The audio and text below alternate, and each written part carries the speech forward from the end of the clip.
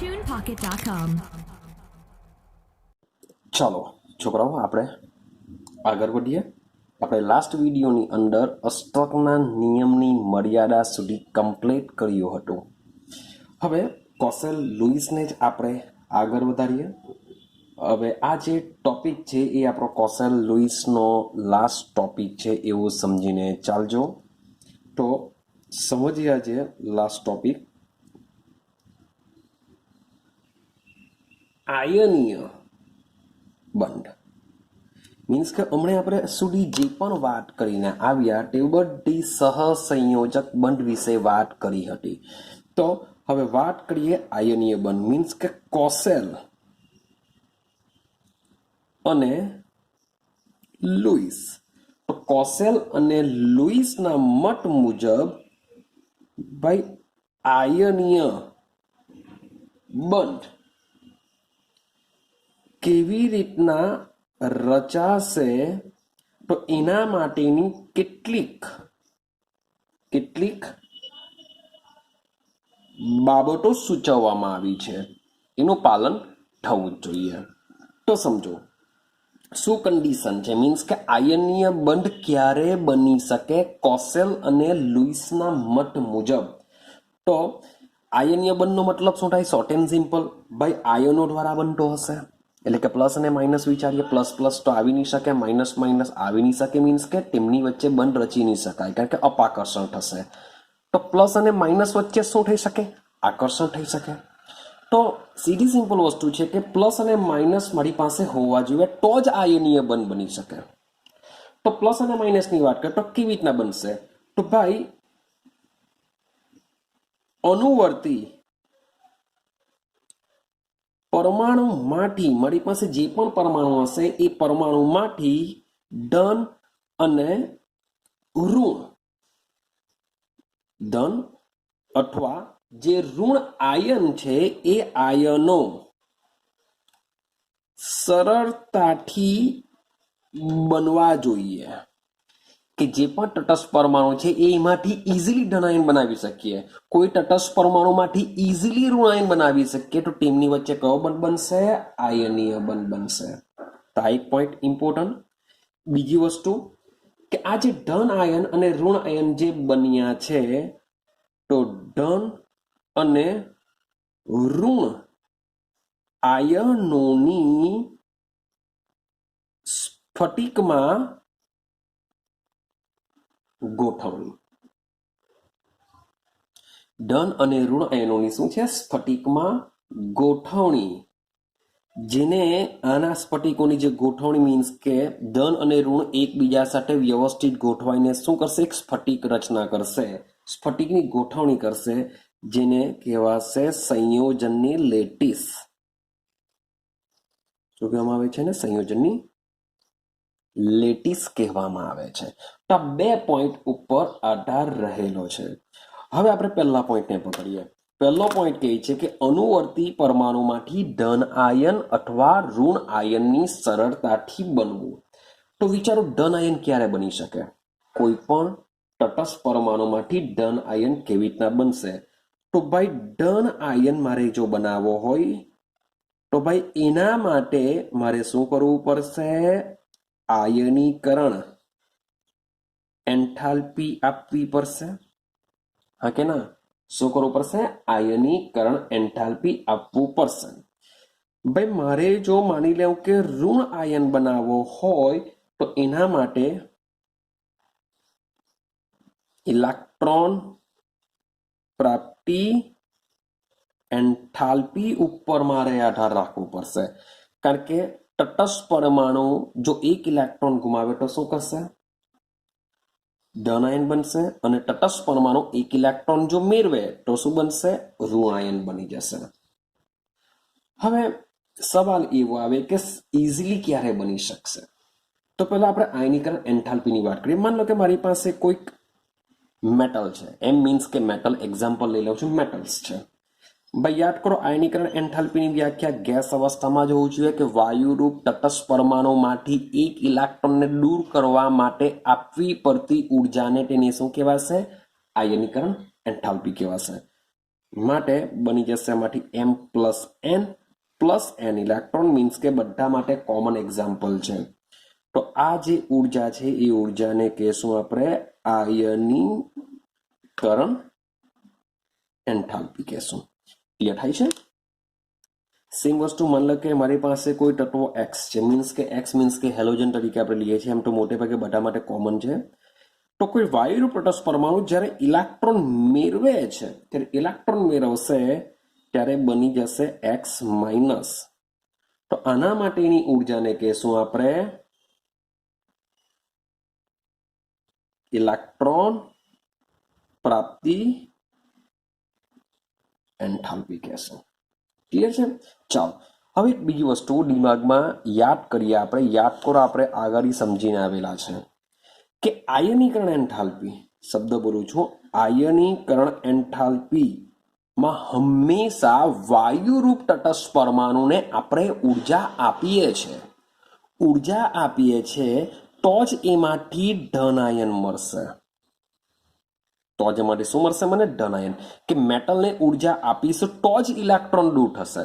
માટે આયનીકરણ એન્થાલ્પી હંમેશા કેવી હોય છે? ઉષ્મા શોષક હોય છે. હંમેશા શું? ઉષ્મા શોષક. ઉષ્મા શોષક માટે ડેલ્ટા એચ એટલે કે એન્થાલ્પીમાં થતો ફેરફાર હંમેશા કેવો હોય છે? ધન મળતો હોય છે. જ્યારે ઇલેક્ટ્રોન પ્રાપ્તિ એન્થાલ્પીની જો વાત કરું તો યાદ કરો, 1 થી 17માં સમૂહ માટે ઇલેક્ટ્રોન પ્રાપ્તિ એન્થાલ્પીનું મૂલ્ય ઋણ હોય છે, જ્યારે સમૂહ 18 માટે ધન હોય છે. એટલે કે આ જે છે ઇલેક્ટ્રોન પ્રાપ્તિ એન્થાલ્પી ઉષ્મા ક્ષેપક પણ હોઈ શકે, ઉષ્મા શોષક પણ હોઈ શકે. પણ મોટે ભાગે આ તો 18મા સમૂહની વાત ચાલશે શોષક માટે. ઉષ્માક્ષેપક 1 થી લઈને 17મા સમૂહમાં મોટે ભાગે ડેલ્ટા એચ નું મૂલ્ય શું તમને જોવા મળશે? ઋણ જોવા મળશે. હવે જે પણ ઇલેક્ટ્રોન સરળતાથી મેળવી લેશે, એકદમ ઇઝીલી મેળવી શકે છે, તે લોકોની ડેલ્ટા એચ નું મૂલ્ય વધુ ઋણ જોવા મળે. મીન્સ કે 17મા સમૂહના તત્વ છે એ બાહ્યતમ કક્ષામાં 7 ઇલેક્ટ્રોન ધરાવે છે, માટે શું કરી શકે છે? ઇઝીલી 1 ઇલેક્ટ્રોન મેળવવાની વાત કરશે. ક્લિયર? તો ઇઝીલી જો 1 ઇલેક્ટ્રોન મેળવવાની વાત કરે તો ઇલેક્ટ્રોન પ્રાપ્તિ એન્થાલ્પીનું મૂલ્ય કેવું હોય છે? વધુ ઋણ હોય છે. તો એનો મતલબ એમ થાય કે આયનીય મારે જો બંધ બનાવવો હોય તો જેનું શબ્દ જો આયનીય બંધ શામાં ઇઝીલી બની શકે એની વાત કરીએ તો આયનીય બંધ જો મારે સરળતાથી બનાવવો હોય તો શામાં બનાવી શકાય? તો એવો તટસ્થ પરમાણુ કે જેની આયનીકરણ એન્થાલ્પી સૌથી ઓછી હોય. જેની આયનીકરણ એન્થાલ્પી સૌથી ઓછી હોય, ઇઝીલી ઇલેક્ટ્રોન દૂર થઈ જતો હોય, ઓછી ઉર્જા આપો ને ઇલેક્ટ્રોન દૂર થઈ જતો હોય, ઇઝીલી ધન આયન બની જતો હોય, એવું બી કહી શકાય. કે જેની આયનીકરણ એન્થાલ્પી ઓછી હશે એ શું કરશે? સરળતાથી ધન આયન બનાવી શકે. તો વિચારો, સરળતાથી ધન આયન કોણ બનાવે? જેના કદ મોટા હોય. જે ધાતુના કદ મોટા હોય તે પરમાણુ ઇઝીલી ઇલેક્ટ્રોન દૂર કરી શકે છે. હવે આ બાજુ વિચારે, આ તો ઇઝીલી ધન આયન બનશે. ઋણ આયન ક્યારે બની શકે? જેની ઇલેક્ટ્રોન પ્રાપ્તિ એન્થાલ્પી સૌથી વધુ ઋણ હોય, સૌથી વધુ ઋણ હોય તો એ શું કરી શકે છે? સરળતાથી ઋણ આયન બનાવી શકે છે. તો આ જે ધન અને આ બાજુ જે ઋણ આયન બને છે એ જેટલા ઇઝીલી બની શકે એમાં શું થઈ શકે છે? આયનીય બંધ રચી શકાય છે. ક્લિયર થાય છે આટલું? ચાલો હવે આગળ સમજો. હવે સવાલ એવો આવે કે મોટે ભાગે ઇલેક્ટ્રોન ગુમાવવાની વાત કોણ કરશે? ઇલેક્ટ્રોન દૂર કોણ કરશે તેની વાત કરીએ તો મોટે ભાગે ઇલેક્ટ્રોન કોણ દૂર કરે? તો ભાઈ ધાતુ દૂર કરે. ધાતુની ટેન્ડન્સી શું હોય છે? ઇલેક્ટ્રોન ગુમાવવાની હોય છે. આ બાજુ આવીએ, ઇલેક્ટ્રોન મેળવવાની વાત કોણ કરશે? આપણે વાત કરી છે કે જેની ઇલેક્ટ્રોન પ્રાપ્તિ એન્થાલ્પી સૌથી વધુ ઋણ હોય. સૌથી વધુ ઋણ કોની હોવાની? ભાઈ 17મા સમૂહની લઈ લો, બાજુમાં 16મો સમૂહ બી લઈ શકો તમે. તો જે અધાતુ છે, તો અધાતુની ઇલેક્ટ્રોન પ્રાપ્તિ એન્થાલ્પી કેવી હોય છે? વધુ ઋણ હોય છે.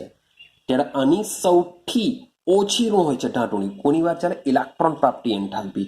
આયનીકરણ એન્થાલ્પીની વાત કરીએ તો આની સૌથી ઓછી હોય, આની સૌથી વધારે હોય. તો જેની આયનીકરણ એન્થાલ્પી સૌથી ઓછી હોય, જેની ઇલેક્ટ્રોન પ્રાપ્તિ એન્થાલ્પી સૌથી વધુ ઋણ હોય, તો એ છે ધાતુ અને અધાતુ. તો ધાતુની ટેન્ડન્સી હોય છે ઇલેક્ટ્રોન ગુમાવવાની, અધાતુની ટેન્ડન્સી હોય છે ઇલેક્ટ્રોન મેળવવાની. તો આ બે વચ્ચે મોટે ભાગે કયા બંધ બનતા હોય છે? આયનીય બંધ બનતા હોય છે. ક્લિયર થઈ ગયું આટલું? ઓકે ને? ચાલો, તો હવે અપવાદ તરીકે તમારે યાદ રાખવાનું છે. અપવાદ શું છે તમે જરાક જોજો કે મારી પાસે છે એમોનિયા. મારી પાસે શું છે? એમોનિયા. આ એમોનિયા જ્યારે H+ આયન મેળવે છે, H+ આયન મેળવે છે ત્યારે બને છે NH4+. શું છે આ? NH4+ બને છે. પણ આની વચ્ચે જે બંધ હોય છે, એકચ્યુઅલી આમાં બે પ્રકારના બંધ હોય છે. યાદ રાખજો, તમને NH4+ ની અંદર બે પ્રકારના બંધ જોવા મળશે. ક્વેશ્ચન પૂછાઈ ગયેલો હતો સ્કૂલની એક્ઝામમાં કે નીચેનામાંથી કયા સંયોજનમાં આયનીય બંધ પણ જોવા મળે, સહસંયોજક બંધ પણ? તો આન્સર આવશે NH4+. કેવી રીતના સમજી લેવું, બંને સમજાવી દઉં. હવે માની લે કે મારી પાસે નાઇટ્રોજન છે. એમોનિયા જ્યારે બનશે ત્યારે શું થશે? હાઇડ્રોજન, હાઇડ્રોજન, હાઇડ્રોજન આ રીતના ગોઠવાશે. તો બધા હાઇડ્રોજન પાસે શું હોય છે? આ રીતના ઇલેક્ટ્રોન હોય છે. સાથે સાથે નાઇટ્રોજન પાસે એની બાહ્યતમ કક્ષામાં 5 ઇલેક્ટ્રોન, 5માંથી 3 ઇલેક્ટ્રોન શું કરશે? હાઇડ્રોજન સાથે બંધ બનાવવા માટે વાપરી કરશે, ને બીજા 2 ઇલેક્ટ્રોન જે અબંધકારક છે એ એમને એમ રહેશે. એટલે કે NH H H. તો એનો મતલબ એમ થાય કે આ જે એમોનિયા જે રચાયેલો છે તેમાં કયા પ્રકારનો બંધ રચાયેલો છે? સહસંયોજક બંધ રચાય છે. એમોનિયામાં કહે છે સહસંયોજક બંધ. હવે જ્યારે આની સાથે H+ જોડાવા આવે છે, આની પાસે શું છે? H+. હવે આની વચ્ચે આયનીય બંધ કેવી રીતે બનશે? તો આ જે નાઇટ્રોજન પાસે જે અબંધકારક ઇલેક્ટ્રોન યુગ્મ છે, એ અબંધકારક ઇલેક્ટ્રોન યુગ્મ આ H+ ને દાન કરશે બંધ બનાવવા માટે. કારણ કે ઓલરેડી H+ પાસે કોઈ ઇલેક્ટ્રોન નથી, આ ધન ભાર છે. આની પાસે અબંધકારક ઇલેક્ટ્રોન યુગ્મ છે, માટે એની ઇલેક્ટ્રોન ઘનતા વધારે હોય છે. ઇલેક્ટ્રોન ઘનતા વધારે હોવાને લીધે આ નાઇટ્રોજન હાઇડ્રોજનને ઇલેક્ટ્રોન યુગ્મ આપીને આ રીતનું કંઈક સંયોજન બનાવશે. આની સાથે જોડાઈ જશે, નાઇટ્રોજન ઉપર આ રીતના પ્લસ ઉત્પન્ન થશે. તો આ જે જોડાયેલો જે બંધ હોય છે એ બંધ કયો હોય છે? આયનીય બંધ હોય છે, જે તમારે અપવાદ તરીકે યાદ રાખવાનું છે. ક્લિયર? તો આ એક NH4+ છે કે જેમાં નાઇટ્રોજન ને હાઇડ્રોજન મીન્સ કે આ બી અધાતુ છે. હાઇડ્રોજન બી આપણે અધાતુ તરીકે લઈ શકીએ છીએ. માટે અધાતુ વચ્ચે બંધ રચાતું આ એક એક્ઝામ્પલ છે NH4+, જે તમારે યાદ રાખવાનું છે. ક્લિયર છે? ચાલો, આટલું ક્લિયર? આગળ જજો. ચાલો હવે સમજતા જજો. તો આપણે આયનીય બંધ શામાં બને છે એની વાત કરી. હવે સમજો, માન લો કે આયનીય બંધ હવે કેવી રીતના રચાશે એ તમને આઈડિયા આવી જાય છે કે ધાતુ અને અધાતુ વચ્ચે મોટે ભાગે કયો બંધ રચાશે? આયનીય બંધ રચાશે. હવે વાત કરીએ આપણો જે આયનીય સંયોજન બની ગયું. તો આયનીય સંયોજન હંમેશા યાદ રાખજો ઘન અવસ્થામાં તમને જોવા મળે છે. શેમાં જોવા મળે છે? ઘન અવસ્થામાં. ને આ જે ઘન અવસ્થામાં એટલે કે આપણે ઘન અવસ્થાની જગ્યાએ તેની સ્ફટિક અવસ્થા કહેશું. એટલે કે સ્ફટિક સ્વરૂપે હોય છે. સ્ફટિક અવસ્થામાં તેઓ હોય છે. આ સ્ફટિક અવસ્થાની અંદર કોણ હશે? ભાઈ ધન આયન હશે. બીજું કોણ હશે? ઋણ આયન હશે. તો આ ધન આયન અને ઋણ આયન વચ્ચે શું થશે? આના માટે શબ્દ યાદ રાખીશું, કુલંબીય આકર્ષણ થશે. શું થશે? કુલંબીય આકર્ષણ થશે. અને કુલંબીય આકર્ષણ દ્વારા તેઓ એકબીજા સાથે જોડાઈને ત્રિપરિમાણવીય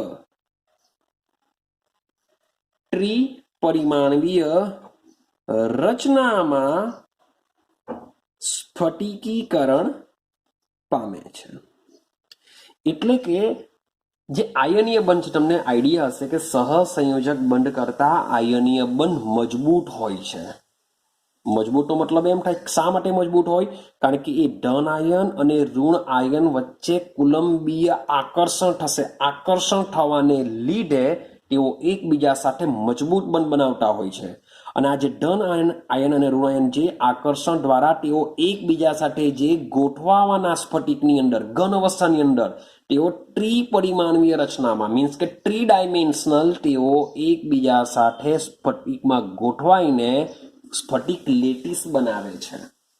ક્લિયર છે? આઈડિયા આવે છે? તો એટલું યાદ રાખજો કે જે આયનીય બંધ છે એ આયનીય સંયોજનો હંમેશા તેમની ત્રિપરિમાણવીય રચનામાં જ સ્ફટિકીકરણ પામે છે. હવે સમજો, માન લે કે મારી પાસે NaCl છે, ભાઈ આયનીય બંધ બનશે. માન લે કે મારી પાસે KCl છે, ભાઈ આયનીય બંધ બનશે. તો બંને આયનીય છે, તો શું Na+Cl- K+Cl- તો શું આ બંનેની ત્રિપરિમાણીય રચના સેમ હોઈ શકે? માન લે મારી પાસે CaCl2 છે, આ બી આયનીય છે, તો શું આની પણ સ્ફટિકીય રચના સેમ જોવા મળશે? તો ના. આ જે સંયોજનો છે, આ સંયોજનો ભાઈ તમને જુદી જુદી સ્ફટિક રચનામાં સ્ફટિકીકરણ પામશે. એટલે કે જુદી જુદી રીતે તેઓ ગોઠવાશે. સ્ફટિકીકરણ પામેનો મતલબ શું થાય? કે તેઓ 3 ડાયમેન્શનલમાં જુદી જુદી રીતે તેઓ ગોઠવાયેલા હોય છે. બધા એક સરખી રીતે ગોઠવાયેલા હોતા નથી. જે આપણે 12 સાયન્સમાં ચેપ્ટર નંબર 1 ઘન અવસ્થાની અંદર આ રીતની સ્ફટિકીકરણ સમજવાના છે. તો ભલે આયનીય સંયોજનો હોય તો બધા જ આયનીય સંયોજનો એક સરખી સિસ્ટમથી ઘન અવસ્થામાં ગોઠવાતા નથી. એટલે કે સ્ફટિકીકરણ પામતા નથી. તેઓ જુદી જુદી સ્ફટિક રચનામાં સ્ફટિકીકરણ પામે છે. તો શા માટે જુદી જુદી રચનામાં સ્ફટિકીકરણ પામે? કારણ કે આ જે ધન આયન છે, જે ઋણ આયન છે, તેઓના જે કદ છે બધામાં સમાન નથી હોવાના. ચલો Na બરાબર K બરાબર, પણ Na કરતા K નું કદ પાછું કેવું? લીના કે સોડિયમ કરતા પોટેશિયમનું કદ મોટું. ક્લિયર? એના પરનો વીજભાર તમે +1, ત્યારે Ca ઉપર +2 જોવા મળશે. તો આ બધી વસ્તુ ખૂબ જ ઇમ્પોર્ટન્ટ છે. મીન્સ કે આયનોનું કદ, પછી તમે લઈ શકો છો એની પેકિંગ ગોઠવણી. પેકિંગ ગોઠવણી શબ્દ હમણાં ખાલી યાદ રાખો, હમણાં બહુ ડિટેલમાં હું વાત નથી કરતો. 12 સાયન્સમાં આપણે પેકિંગ ગોઠવણી બી ભણીશું. અને બીજા બધા પરિબળો પણ ખૂબ જ કામના હોય છે. રેડી? તો આપણે એક સ્ફટિક બનાવવાનો પ્રયત્ન કરીએ સોડિયમ ક્લોરાઇડનો. કેવી રીતના હોય છે હું તમને સમજાવવાનો પ્રયત્ન કરું. ચાલો સમજો.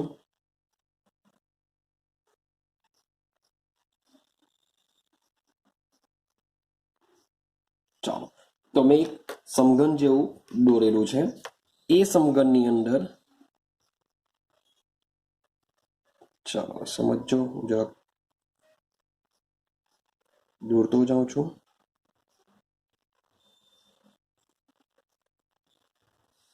ક્લિયર થાય છે? આ રીતના જોયું મળશે તમને.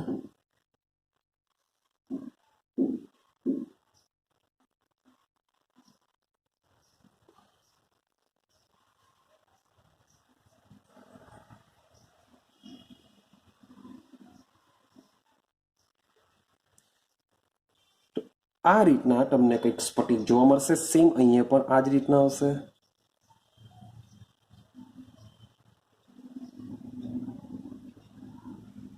ઓકે, તો આ રીતના કંઈક તમારું સ્ફટિક બનેલું હોય છે. જેમાં તમે જોશો તો આ જે ખૂણાઓ પર છે તેમાં એકને છોડીને એક, જોજો, એકને છોડીને એક તમને આ રીતના બ્લુ ડોટ જોવા મળતા હોય છે. આને છોડી દેશો, આ બ્લુ ડોટ, અને છોડી દેશો, અહીંયા બ્લુ, અને છોડી દેશો, આ બ્લુ આવી જશે. સેમ સેન્ટરમાં પણ અહીંયા રેડ છે, તો અહીંયા શું આવશે? બ્લુ છે. અહીંયા રેડ છે, તો અહીંયા પાછું શું આવશે? બ્લુ આવશે. આ રેડ છે. તો અહીંયા પાછા સેન્ટર પર તમે જોવા જશો તો અહીંયા શું આવશે? બ્લુ આવશે, પાછું રેડ. અહીંયા તમે જોવા મળશે તમને પાછું બ્લુ, આ છે રેડ. સેમ સેન્ટરમાં બી આ જ રીતના રેડ છે તો અહીંયા શું આવશે?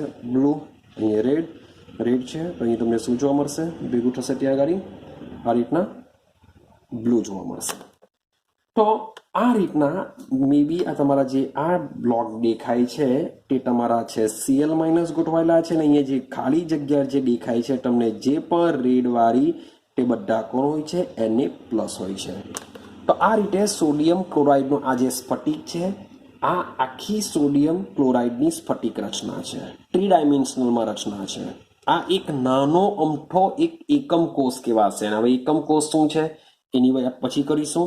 તો આ શું છે? એક એકમ કોષ છે કે જેની અંદર Na અને Cl આ રીતના ગોઠવાયેલા હોય છે. ક્લિયર? હવે હું તમને કહું કે એક Na ની બાજુ આજુબાજુ 8 Cl અને એક Cl ની આજુબાજુ 8 Na ગોઠવાયેલા હોય છે. તમે જોવા જશો પાછા કે ભાઈ કેવી રીતના ગોઠવાયેલા છે, દેખાતા જ નથી, આની આજુબાજુ કંઈ દેખાતું નથી. તો આ તો એક નાનો અમથો એક એકમ કોષ છે. આની ઉપર અને નીચે ઘણા બધા આવા એકમ કોષો ભેગા થઈને સ્ફટિક રચના બનાવતા હોય છે. માટે બહુ ડિટેલમાં આપણે અભ્યાસ નથી કરતા. ડિટેલમાં અભ્યાસ આપણે 12 સાયન્સની અંદર કરીશું. ક્લિયર છે? ચાલો હવે આ એક બીજી વસ્તુ સમજવાનો પ્રયત્ન કરીએ. સમજો. ચાલો હવે આ જે આયનીય સંયોજન છે, તો આ જે આયનીય સંયોજન છે તેમાં ઇલેક્ટ્રોન પ્રાપ્તિ, એન્થાલ્પી અને સાથે સાથે લઈએ છીએ આપણે આયનીકરણ એન્થાલ્પી. આ બંનેનો જો સરવાળો કરવામાં આવે તો આ સરવાળો તમને મળશે ધન.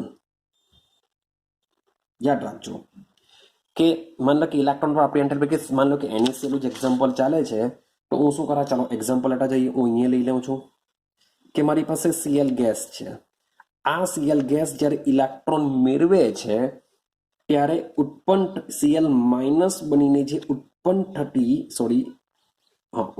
જે ઉર્જા છે, ઇલેક્ટ્રોન પ્રાપ્તિ એન્થાલ્પીમાં જે થતો ફેરફાર છે એનું મૂલ્ય હોય છે -3488.7 કિલોજૂલ પ્રતિ મોલ જેટલી હોય છે. સેમ માન લો કે મારી પાસે સોડિયમ ગેસ છે. એ શું કરશે? એક ઇલેક્ટ્રોન ગુમાવીને Na પ્લસ ઇલેક્ટ્રોન બનશે. તો આના માટેની જે આયોનાઇઝેશન એન્થાલ્પી છે એની વાત કરી હંમેશા પ્લસ જ હશે. વાત કરેલી છે ઉષ્મા શોષક પ્લસ હોય, ઉષ્માક્ષેપક માઇનસ હોય. તો એનું જે ઉષ્મા શોષકનું જે મૂલ્ય હોય છે એ મૂલ્ય 495.8 કિલોજૂલ પ્રતિ મોલ હોય છે. માટે કોઈ પણ આયનીય સંયોજનની અંદર ઇલેક્ટ્રોન પ્રાપ્તિ એન્થાલ્પી અને આયનીકરણ એન્થાલ્પીનો તમે જો સરવાળો કરશો તો એ સરવાળો તમને કેવો મળશે? ધન મળશે.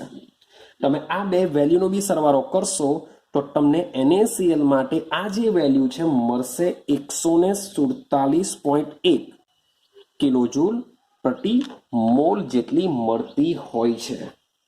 તો આજે હવે બરાબર સમજો કે જે સ્ફટિક રચના છે એ સ્ફટિક રચનાની જે સ્થાયીત્વતા છે એ સ્થાયીત્વતા, જોઈએ શબ્દ સમજો, હું લખું છું કે સ્ફટિક રચના મીન્સ કે આ એક સ્ફટિક રચના કહેવાશે. એની સ્થાયીત્વતા કોના ઉપર રાખશે? તો સ્ફટિક રચનાની સ્થાયીત્વતા, કે જે સ્ફટિક સ્થાયી ક્યારે કહેવાશે? તો સ્ફટિક રચનાની સ્થાયીત્વતા લેટિસ રચનામાં મુક્ત થતી ઉર્જાને કારણે હોય છે. શબ્દ બોલું છું, મુક્ત થતી ઉર્જાને કારણે હોય છે. નહીં કે આ જે પ્લસ અને માઇનસ બંનેનો સરવાળો કરીએ ને જે પ્લસમાં હોય છે આની લીધે હોતી નથી. પણ જ્યારે Na પ્લસ અને Cl માઇનસ એકબીજા સાથે આયનીય એટલે મીન્સ કુલંબિક આકર્ષણ બળ દ્વારા જોડાય છે ત્યારે શું થાય છે? ઉર્જા મુક્ત થાય છે. ને એ ઉર્જા જે મુક્ત થાય છે તેને કહેવામાં આવે છે લેટિસની સર્જન એન્થાલ્પી કહેવામાં આવે છે. કે જ્યારે પ્લસ અને માઇનસ એકબીજા સાથે જોડાય છે જોડાઈને જે ઉર્જા ઉત્પન્ન કરે છે એને શું કહેશું? સ્ફટિકની લેટીસ ઉર્જા કહેશું. અને NaCl માટે આ જે સ્ફટિકની ઉર્જા હોય છે -788 કિલો જૂલ પ્રતિ મોલ જેટલી હોય છે. એટલે કે જેટલી માન લો કે પ્લસમાં આવે છે, આ વેલ્યુ પ્લસમાં આવે છે, પ્લસમાં આવેલી છે, એટલે કે માન લો કે શોષાયેલી ઉર્જા જ કહેશું, કારણ કે ડેલ્ટા એચ નું મૂલ્ય પ્લસ, કારણ કે ધન મળે છે. આ ધન મળે છે એનો મતલબ શું થાય? ડેલ્ટા એચ ની વેલ્યુ પ્લસમાં જ હોવાની, એટલે કે ઉષ્મા શોષક હશે. તો આ જે શોષાયેલી ઉર્જા કરતા છૂટી પડેલી ઉર્જા વધારે હોય છે. તમે આયનીય સંયોજનમાં ઇલેક્ટ્રોન પ્રાપ્તિ એન્થાલ્પી અને આયનીકરણ એન્થાલ્પીનો સરવાળો કરશો તો આન્સર કેવો મળશે? ધન મળશે. ધન મળે એનો મતલબ એમ થાય કે જે સ્ફટિક બને છે ત્યારે આ શોષાયેલી ઉર્જા હોય છે, પણ શોષાયેલી ઉર્જા કરતા જ્યારે લેટીસ આખો બને છે ત્યારે શોષાયેલી ઉર્જા કરતા ઉત્પન્ન થતી ઉર્જા વધારે હોય છે. જે આ ઉત્પન્ન થતી ઉર્જા છે જેને કહેવાશે લેટીસ સર્જન એન્થાલ્પી, અને લેટીસ સર્જન એન્થાલ્પી દ્વારા જ સ્ફટિક કેવો હોય છે? સ્થાયિત્વતા મેળવતો હોય છે. ક્લિયર છે? માટે એવું કહી શકાય કે આ જે પ્લસ અને માઇનસ ક્યારે બને છે કે આપણે અષ્ટક રચના પૂર્ણ કરીને મેળવીએ છીએ. માટે એવું કહી શકાય કે જ્યારે બે પરમાણુઓ એકબીજા સાથે અષ્ટક રચના પૂર્ણ કરીને જોડાય છે, આપણે એવું સમજીએ કે તેના દ્વારા તેઓ સ્થાયી બને છે, પણ ખરેખર અષ્ટક રચનાથી તેઓ સ્થાયિત્વતા મેળવતા નથી. પરંતુ આજે જ્યારે બંને પરમાણુ એકબીજા સાથે જોડાય છે ને જે ઉર્જા ઉત્પન્ન કરે છે, જે સર્જન એન્થાલ્પી છે, એ સર્જન એન્થાલ્પી દ્વારા તેઓ શું કરતા હોય છે? સ્થાયી થતા હોય છે. ક્લિયર છે? તો હવે લેટીસ એન્થાલ્પીની વ્યાખ્યા શું આપી શકાય? સમજો, હવે આપણે વ્યાખ્યા બોલીએ છીએ. સોરી પોટેટ લેટીસ, ચલો સર્જન બી લઈ લઈએ, સર્જન એન્થાલ્પી. તો સમજો એક્ઝામ્પલ તરીકે માન લો કે કોઈ બી આ લેટીસ સર્જન એન્થાલ્પી અને હંમેશા આયનીય બંધમાં જ આવશે.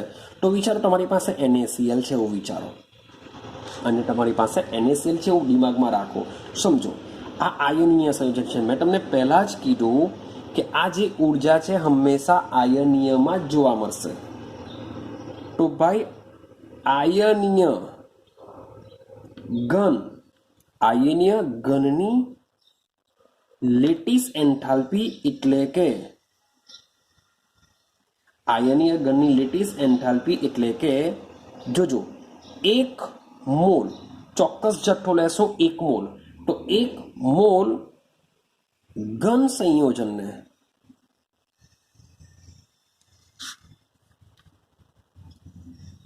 સંપૂર્ણપણે 1 મોલ ઘન સંયોજનને સંપૂર્ણપણે તેના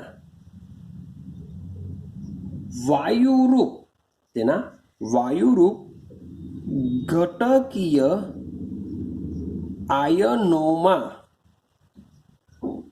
ફેરવવા માટેની જરૂરી ઉર્જાને તેની લેટીસ સર્જન એન્થાલ્પી કહેવાય.